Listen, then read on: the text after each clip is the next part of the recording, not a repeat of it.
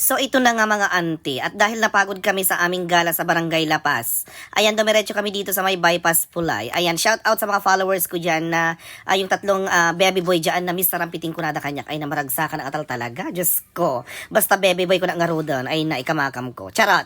Ayan, shout out sa inyo mga baby boy. So medyo maganda ang weather ngayon. Ayan, nandito na kami sa bypass at maghahanap ng aming malalaps, ganon. So ayun, kanina kumain ako ng Mickey dyan, ay na nagyaya si Ate Gloria, ay na nagmayaman nga talaga ni Kaskon, magustuhan na. Habaling ka talaga tikuan, millionarian. Iso nga ako na nailibre na kano. So ayun, nag-crave kami sa barbecue and of course sa mango anes graham, o di ba?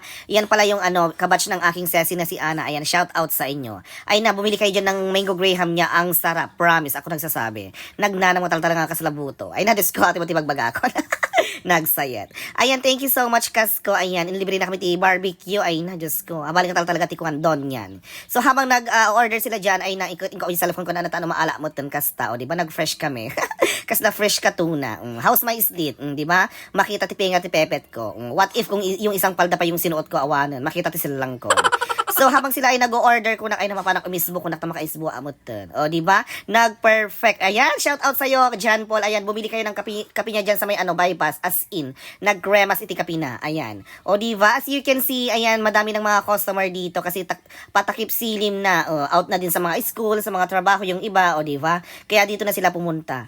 So ayun, bumalik ulit kami sa aming pinag-orderan ng barbecue. Ayan, at nag-order ulit si Ate Gloria ng takoyaki. Ay na magustuhan. Big buyer nga talaga ni Kaskon, di ba? More blessings to come. So ayun na nga, medyo malapit nang maluto ang aming in-order na barbecue. Ayan. Kaya dito muna kami umupo. Ayan, sa mga gustong bumili at nag-crave ng barbecue, ay na, highly recommend ko sa inyo yung Boss DJ Barbecue House diyan sa may bypass. Meron din silang pwesto diyan sa may Sunblast sa harap ng bakery. O yan, nasabi ko na lahat. Sana next time may pa-free na kaming barbecue. Charot lamang. So ito na nga, ayan, dagsaan na yung mga taong pupunta dito sa may bypass. Ayan, o diba?